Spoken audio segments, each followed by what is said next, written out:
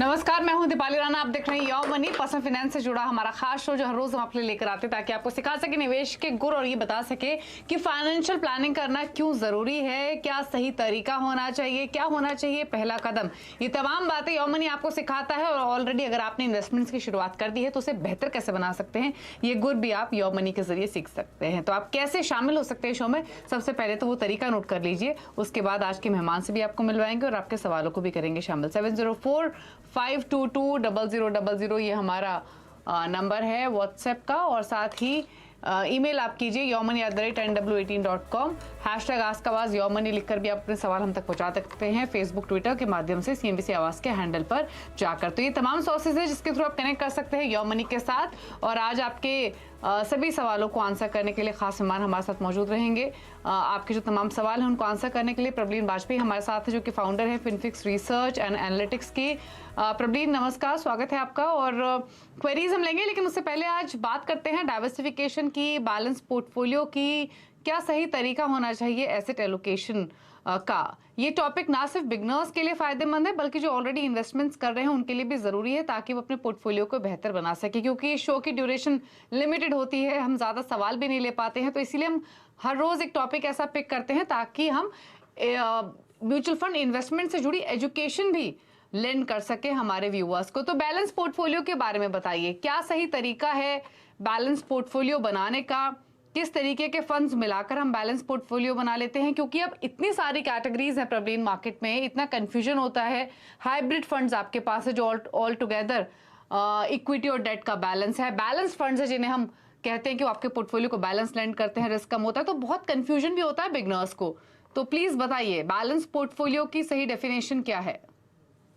नमस्कार दीपाली। बिल्कुल, I think balance जो एक टर्म है जिसको हम एक संतुलन बोलते हैं, एक संतुलित मात्रा में कहते हैं। लाइफ में सब कुछ होना चाहिए। हम वर्क लाइफ बैलेंस की बात करते हैं, हम बैलेंस डाइट की बात करते हैं, एंड बिल्कुल उसी तरीके से इन्वेस्टमेंट्स में भी एक balanced portfolio I think create करना एक तरीके का ऑल वेदर पोर्टफोलियो बना देता है, जिसपे हमारे पास डिफरेंट तरीके के एसेट क्लासेस होते हैं। इक्विटीज हो गया, डेट हो गया, गोल्ड हो गया, और इन सारे एसेट क्लासेस का एक अपना टेम्परामेंट है, एक अपनी रिस्क प्रोफाइल है, एक रिटर्न प्रोफाइल है, और एक रिएक्ट करने का तरीका होता है डिफरेंट इकोनॉमिक साइकिल्स में।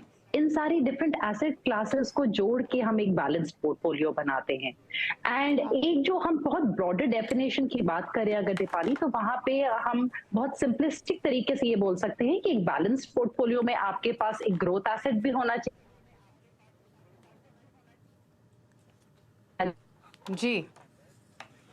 जी इनफैक्ट तो यहाँ पर हमारे इन्वेस्टर्स के पोर्टफोलियो का हम जिक्र करते हैं। जी प्रवीण, आप अपनी बात पूरी कीजिए। किसी टेक्निकल खामी की वजह से आपकी ऑडियो नहीं आ रही थी, प्लीज बात कीजिए अपनी पूरी। जी सो बेसिकली दीपाली यहाँ पे हम लोगों ने जैसे डिफरेंट एसेट क्लासेस को जोड़ के हम लोग कोशिश करते हैं कि हम एक सर्टेन परसेंटेज में हर एसेट क्लास का इंक्लूजन करें, और हर एसेट क्लास एक अपना जो काम है पोर्टफोलियो में वो करेगी। जैसे कि एक बैलेंस डाइट करती है, आपको कार्बोहाइड्रेट्स की जरूरत आपके शरीर को किसी चीज के लिए है, आपको प्रोटीन्स भी चाहिए, आपको विटामिन्स भी चाहिए, मिनरल्स भी चाहिए। उसी तरीके से ये डिफरेंट एसेट क्लासेस जो हैं, ये डिफरेंट मार्केट साइकिल्स के थ्रू आपको लेते हुए आपका एक रोबस्ट पोर्टफोलियो क्रिएट कर देती है। इसका मैं एक एग्जांपल दूंगी। अगर हमारे पास किसी इन्वेस्टर के पोर्टफोलियो में ले लीजिए 40% उनके पास पीपीएफ है, निफ्टी उनके पास 30% है तकरीबन, और मिड कैप निफ्टी 150 जो है वो 20% है, और गोल्ड 10% है। उसका भी दीपाली एक बैलेंस पोर्टफोलियो बनाते हुए एक जो रिटर्न है 15 साल में उनको अबाउट 11.3% CAGR मिल सकता है। यहाँ पे जब इक्विटीज डाउन होंगे तब जो पीपीएफ है या उनका डेट एलोकेशन होगा वो उनको होल्ड करेगा, गोल्ड होल्ड कर लेता है, और जो ग्रोथ है वो हमें इक्विटीज के थ्रू मिल जाती है। ओके ठीक है। तो बैलेंस पोर्टफोलियो के एज सच कोई डेफिनेशन नहीं है, पर्पस यही है कि आप एक ऐसा पोर्टफोलियो बनाएं जहां पे रिस्क और साथ ही साथ सेफ्टी का प्रॉपर मिश्रण हो, और लंबी अवधि के नज़रिए से इन्वेस्टमेंट्स हमेशा करें। पोर्टफोलियो ऊपर नीचे होता है लेकिन अल्टीमेटली रिटर्न्स आपके आने चाहिए, वो ही आपका पर्पस होता है इन्वेस्टमेंट करने का। तो बहुत ज़्यादा क्लटर्ड पोर्टफोलियो ना करें, छोटा सा पोर्टफोलियो बनाएं और उसमें डाइवर्सिफिकेशन करने की पूरी कोशिश करें, फिर जिसमें डेट इक्विटी सबका बैलेंस होना चाहिए। और ये शो योर मनी हम लेकर आते हैं ताकि अगर आपको अभी कोई कंफ्यूजन हो पोर्टफोलियो रिलेटेड तो आप इस शो में आके अपने सवाल पूछ सकते हैं। निकुंज डागा पहले कॉलर हमारे साथ फोन लाइन पर मौजूद है। निकुंज नमस्कार, बताइए आपका क्या सवाल है? मैम मैंने आपको पोर्टफोलियो भेजा है। जी, हाँ, उसमें मुझे एक्चुअली अभी कोई गोल मेरा फिक्स नहीं है। मुझे ये जानना था कि मेरे पोर्टफोलियो में डाइवर्सिफिकेशन कैसा है, और दूसरा क्वेरी था कि मैं 2 फंड्स के बारे में जानना चाहता था। एक, should I add any hybrid fund, and secondly should I invest in government bonds और नॉट। ओके। तो पहले तो इनका पोर्टफोलियो देखिए आप। एक चीज बताइए निकुंज जी, आप कितने समय से इन फंड्स में पैसा डाल रहे हैं जो पोर्टफोलियो आपने भेजा है हमें? मैम ऑलमोस्ट 2 साल से। 2 साल से। तो इनका पोर्टफोलियो अगर देखें प्रबलीन, तो अच्छी बात यह है कि 33 साल के हैं और इन्होंने प्लानिंग ऑलरेडी करना शुरू कर दी है। दूसरा पॉइंट जो मैंने नोटिस किया इनके पोर्टफोलियो में वो ये कि ट्रेडिशनल इन्वेस्टमेंट टूल्स भी इनके पोर्टफोलियो में है, जिसमें पीपीएफ, एनपीएस, एलआईसी जैसे चीजें हैं और फंड्स भी हैं। लेकिन फंड्स की लिस्ट काफी लंबी है, ऑलमोस्ट 9 फंड्स इन्होंने रखे हुए हैं 30,000 के एसआईपी के लिए। तो पहली चीज तो इनके पोर्टफोलियो पर आपकी राय। दूसरा ये बैलेंस पोर्टफोलियो की आप बात कर रही थी, बैलेंस पोर्टफोलियो बनाना चाहते हैं जिसमें hybrid, government bonds, foreign funds, क्या इनको भी इंक्लूड करना चाहिए या फिर नहीं? सजेशंस आपके। जी, सबसे पहले तो निकुंज जी को मैं बोलना चाहूंगी कि आप अगर किसी सफर पे चले हैं तो आपको डेफिनेटली पहले ये पता होना चाहिए कि आपने जाना कहाँ है। आप वहां साइकिल से पहुंच सकते हैं, या आपको ट्रक की जरूरत है, या आपको गाड़ी की जरूरत है, या स्कूटर चाहिए। ये तभी डिसाइड हो सकता है जब आपको पता है आपने कितनी दूरी का फासला तय करना है।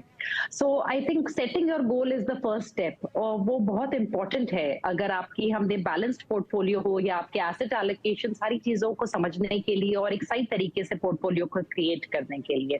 पर उसके अलावा अगर आपने अभी डिसाइड नहीं किया है तो एक बैलेंस पोर्टफोलियो के नजरिए से मैं अभी ये बोलूंगी कि आपका पीपीएफ, एनपीएस, एलआईसी को मिला के आपकी एक ऑलमोस्ट 2.5 लाख साल का जा ही रहा है। आपकी जो एसआईपी है 30,000, 30,000 के करीब है, उसमें यानी कि आपका साल का करीबन 3,60,000 चला जाता है। तो अगर हम ब्रॉडली इसको लेके चले तो आपका एक बैलेंस्ड पोर्टफोलियो ऑलरेडी है, बिकॉज आपका फिक्स्ड इनकम में अलग से इन्वेस्टमेंट जा रहा है।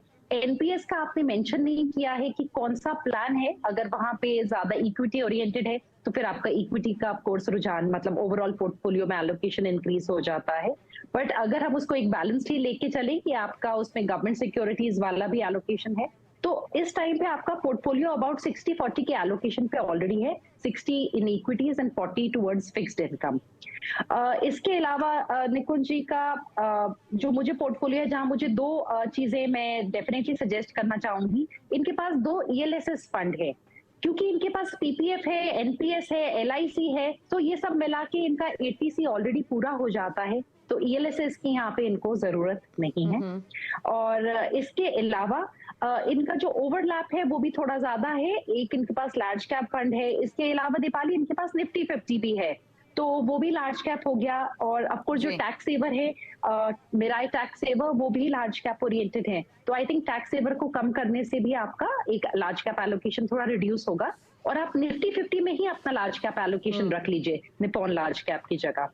एंड अगर हम दीपाली यहाँ पे एक 10 साल का होराइजन लेके चले और एक 11% के रिटर्न्स के हिसाब से निकुंज जी करीबन 70 लाख इकट्ठा कर पाएंगे इन द नेक्स्ट 10 इयर्स। और अगर 15 साल के लिए ये पैसा रखते हैं तो करीबन 1.4 करोड़ ऐड हो सकता है।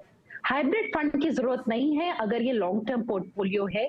तो जो इन्वेस्टमेंट्स हैं, जो एलोकेशन है इक्विटी और फिक्स्ड इनकम में, वो आप पोर्टफोलियो लेवल पे करिए, आप स्कीम लेवल पे मत करिए। हाइब्रिड फंड की यहाँ मुझे लगता है रिक्वायरमेंट नहीं है। इंटरनेशनल एलोकेशन अगर लॉन्ग टर्म पोर्टफोलियो है तो डेफिनेटली ऐड हो सकता है फॉर डाइवर्सिफिकेशन। ठीक है, इंटरनेशनल फंड ऐड कर सकते हैं, लेकिन लॉन्ग टर्म होराइजन हो तभी। हाइब्रिड फंड की जरूरत नहीं है। बाकी पोर्टफोलियो पर आपको सजेशंस दिए हैं प्रबलीन ने। अगले कॉलर से अब बातचीत करेंगे। सुमित कुमार पश्चिम बंगाल दुर्गापुर से हमारे साथ फोन लाइन पर हैं। सुमित जी गुड इवनिंग, बताइए क्या सवाल है आपका, क्या जानना चाहते हैं? गुड इवनिंग मैडम, मैं हूँ सुमित, मैं दुर्गापुर वेस्ट बंगाल से बोल रहा हूँ। मेरा एज 42 इयर्स है।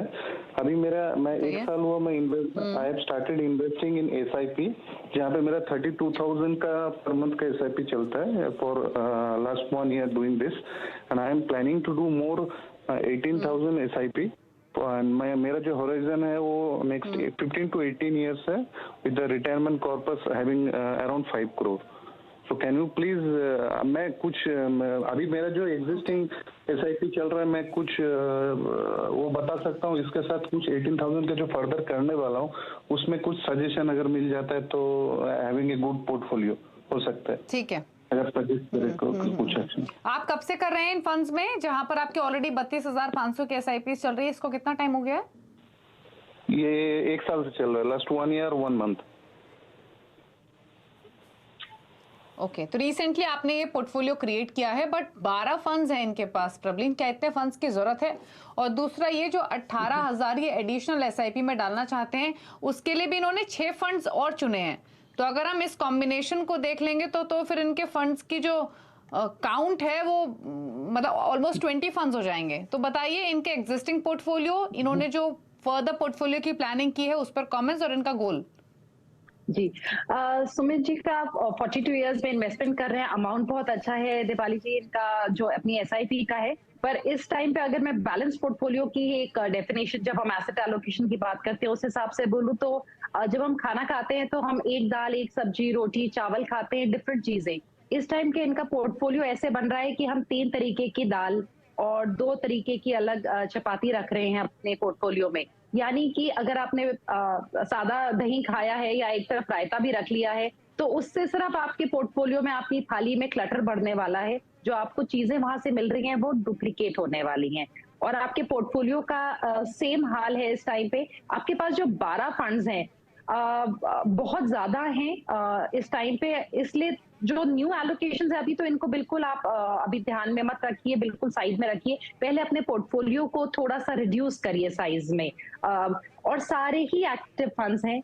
दीपाली, जैसे कि हम लोग हमेशा बोलते हैं लॉन्ग टर्म पोर्टफोलियो है, थोड़ा एक्टिव और पैसिव का मिक्सचर इंडिया में होना चाहिए, जैसे कि अल्फा जनरेशन रिड्यूस हो रहा है। सो सबसे पहले तो थोड़े से अपने फंड्स आप रिड्यूस करिए। मिड कैप में आप कोटक को कंटिन्यू कर लीजिए, एक्सिस को आप एग्जिट कर सकते हैं। कैनरा रुपैको का आपके ऑलरेडी लार्ज कैप है, तो कोई नए लार्ज कैप की आपको जरूरत नहीं है। जो आपने 2 नए फंड्स चुने थे, बिल्कुल जरूरत नहीं है, इसी में एलोकेशन बढ़ाइए। आपके पास इमर्जिंग जो है large and mid cap space है, जो वहां पे भी 2 फंड्स हैं, तो आप कैनरा का एग्जिट कर लीजिए, क्योंकि उसके लार्ज कैप से उसका 70% तक ओवरलैप है। 2 सेक्टोरल फंड्स हैं, तो ये समझना बहुत जरूरी है कि यहाँ रिस्क हाई है, बट यहाँ पे आपका होराइजन है, आप कंटिन्यू कर सकते हैं। और एक्सेस की 3 स्कीम्स हैं इस टाइम पे, 3 से ज्यादा अब मत बढ़ाइएगा। आपका एक एग्जिट हो जाएगा, मिड कैप तो थोड़ा रिड्यूस हो जाएगा। इसके अलावा Deepali, for the timing I think थोड़ा सा कंडेंस करके इन्हीं में एलोकेशन बढ़ाएं, और फिर मेरे ख्याल से थोड़े टाइम बाद रिव्यू करें before adding any new fund. Okay, ठीक है। तो आपके गोल के लिए तो आपको ज़्यादा इन्वेस्टमेंट करनी होंगे, ऑलमोस्ट 70,000 की। एग्जिस्टिंग फंड्स जो हैं उसी में आप ऐड कीजिए, नए फंड्स की ज़रूरत नहीं है।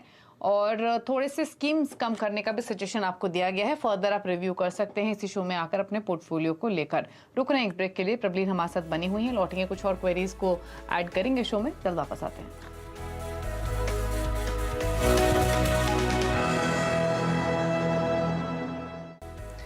आप देख रहे हैं योर मनी, मैं हूं दीपाली राणा और मेरे साथ प्रबलीन बनी हुई हैं। ब्रेक में जाने से पहले कुछ क्वेरीज हमने शामिल की, अब कुछ सवाल हम ईमेल के थ्रू ले लेते हैं। और जो सवाल हमें अगला मिला है वो प्रशांत कुमार ने भेजा है। सवाल इनका मैं बता देती हूँ प्रबलीन आपको।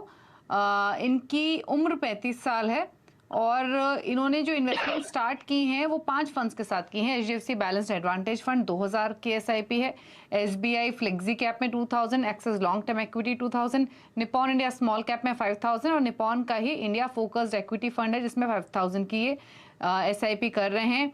इनकी 2 बच्चे हैं इनके, उसके लिए इन्होंने SIPs की हैं और जानना चाहते हैं कि शुरुआत इन्होंने कैसी की है, ये फंड्स कैसे हैं और कितना एक्यूमुलेशन ये कर पाएंगे लॉन्गर रन में, अगर 10 to 20 इयर्स का होराइजन लेकर चलें।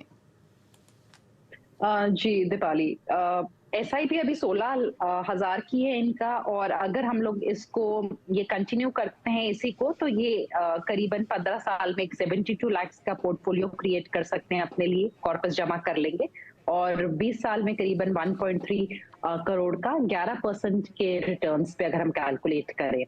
पोर्टफोलियो जो प्रशांत जी हैं, इनका कुछ बेसिक चीजें इनके पोर्टफोलियो मिसिंग है, जैसे हम लोग एक मिड कैप और लार्ज कैप को एक बेसिक कोर मान के चलते हैं, बट यहाँ पे इनके पास एक्सिस का लॉन्ग टर्म इक्विटी फंड है जो टैक्स सेवर है, जिसमें 80% लार्ज कैप है, तो इसको हम एक लार्ज कैप सब्स्टिट्यूट की तरह देख सकते हैं। ये कंटिन्यू कर सकते हैं अगर यहाँ पे इनको टैक्स सेविंग की जरूरत है। इसके अलावा इनके पास एक फ्लेक्सी कैप फोकस्ड फंड है और small cap and dynamic asset allocation. यहाँ पे दीपाली मैं सलाह दूंगी कि HDFC बैलेंस्ड एडवांटेज जो इनका डायनेमिक एसेट एलोकेशन फंड है, इसको एग्जिट कर जाएं, बिकॉज जो इसके रिस्क एडजस्टेड रिटर्न्स हैं ये अपने पीयर्स और कैटेगरी एवरेज से नीचे चले हैं, और इनका लॉन्ग टर्म का पोर्टफोलियो है, वहां पे जो अपना फिक्स्ड इनकम का पोर्टफोलियो है, PPF बच्चों के लिए करना चाहते हैं या सुकन्या समृद्धि, तो जो एलोकेशन फिक्स्ड इनकम की है उसको सेपरेट रखें, अपनी इक्विटी पोर्टफोलियो को प्योर इक्विटी लेके चलें, और इसको सब्स्टिट्यूट ये कर सकते हैं एक यहाँ पे या तो SBI फ्लेक्सी कैप में अपनी एलोकेशन को बढ़ा सकते हैं, या फिर एक मिड कैप फंड को शामिल कर सकते हैं आगे चल के। एंड जब मिड कैप को शामिल करे दीपाली, तो मैं यहाँ पे सलाह दूंगी कि पैसिव स्ट्रैटेजी यूज कर ले, ताकि थोड़ा सा एक इंट्रोडक्शन पैसिव स्कीम का भी हो जाए इनके पोर्टफोलियो में। ठीक है, चलिए, तो ये सजेशन आपके पोर्टफोलियो को लेकर दिए गए हैं, उसके हिसाब से आप चेंजेस कर सकते हैं, और कुछ फंड्स हैं जिनसे आप बाहर निकल सकते हैं, कुछ फंड हैं जिसमें आप एलोकेशन इंक्रीज कर सकते हैं, जैसे कि SBI फ्लेक्सी कैप। एक और सवाल लेंगे, ईमेल के थ्रू ही आशुतोष पुरोहित ने भेजा है। इनका जो मौजूदा निवेश है वो 3 लाख के आसपास का है, वो भी लमसम इन्होंने किया है। SBI ब्लू चिप में 1 लाख, SBI स्मॉल कैप में 2 लाख, और जानना चाहते हैं क्या इस इन्वेस्टमेंट के साथ बने रहें, और साथ ही one time investment mutual fund में कितनी सही होती है, और कुछ और फंड्स जो आप सजेस्ट करें फॉर लमसम इन्वेस्टमेंट, बताइए। जी, लमसम और SIP की एक हमेशा ये टसल रहती है कि क्या बेटर है। एक तो आशुतोष जी को मैं ये बताना चाहूंगी कि आप SIP के 3 एडवांटेजेस हैं जो इन्वेस्टर्स को होते हैं। एक थोड़ा सा डिसिप्लिन रहता है इन्वेस्टिंग के लिए, इसलिए लोग SIP प्रेफर करते हैं। उसके अलावा दीपाली अक्सर लोग एक साथ पैसा नहीं लगा पाते, इसीलिए SIP रूट को वो चूज करते हैं, और अक्सर कई बार कंफ्यूज होते हैं कि हम कहाँ एकदम से पैसा लगाएं, तो रिस्क नहीं लेना चाहते हैं एक सर्टेन लेवल पे मार्केट में उतरने का, इसलिए वो SIP करते हैं।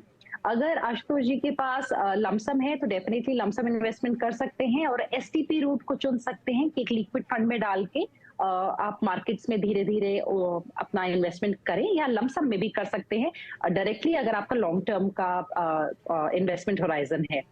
ऑलरेडी एक लार्ज कैप और एक स्मॉल कैप फंड है, दोनों SBI से हैं, तो दोनों अच्छे फंड है दीपाली, दोनों में कंटिन्यू करें। और अगर अब कुछ ऐड करना चाहते हैं तो मेरे ख्याल से एक मिड कैप फंड का यहाँ पे स्कोप बनता है।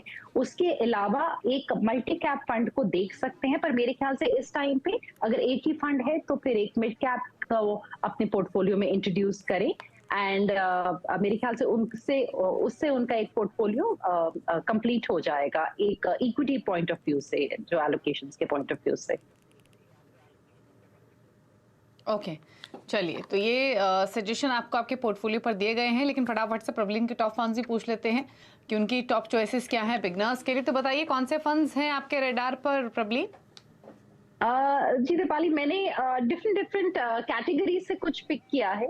एक तो मेरे को लगता है कि इन्वेस्टर्स अक्सर जब अपना फिक्स्ड इनकम पोर्टफोलियो बनाते हैं तो FD की तरफ ही जाते हैं, फिक्स्ड डिपॉजिट की तरफ, और अभी करंट यील्ड्स के ट्रेंड को देखते हुए मुझे लगता है कि अगर किसी भी इन्वेस्टर का स्पेशली हायर टैक्स स्लैब में है, जो 4 से 5 साल का होराइजन है, तो I think target maturity funds in the debt space are good. 7.5% का वहां पे YTM चल रहा है, एंड इंडेक्सेशन का बेनिफिट मिलता है। क्योंकि ये पैसिव है तो किसी भी फंड हाउस का देख सकते हैं। एक गोल्ड का एलोकेशन अगेन दीपाली मुझे लगता है एक अच्छी चीज है, आपके पोर्टफोलियो को मजबूत बनाता है और आपको डॉलर हेज देता है। गोल्ड इस टाइम पे 5-5.5% से USD में डाउन है, इंडियन करेंसी में 1-1.5% से ऊपर है। तो यानी कि आपको एक डॉलर हेज मिलती है गोल्ड से, तो एक 5 से 10% का एलोकेशन रह सकता है पोर्टफोलियो में। इसके अलावा एक मिड कैप फंड मैंने पैसिव स्ट्रैटेजी की सलाह दी है। निफ्टी मिड कैप फंड आपको आईसीआईसीआई, मोतीलाल और एबीएसएल के थ्रू इसका एलोकेशन मिल सकता है। एंड जो फोर्थ है वो एक 3 साल, 3.5-4 साल का एक होराइजन होता है जहां पे हमेशा घबराहट होती है कि कहाँ लगाएं। तो यहाँ के लिए कंजर्वेटिव हाइब्रिड कैटेगरी मेरे ख्याल से अच्छी है, जहां से अबाउट 10 to 25% इक्विटीज में एलोकेशन होती है और बाकी आपका डेट में रहता है। तो यहाँ पे कोटक डेट हाइब्रिड की मेरी सलाह है, ये इन्वेस्टर्स देख सकते हैं अपने पोर्टफोलियो के लिए।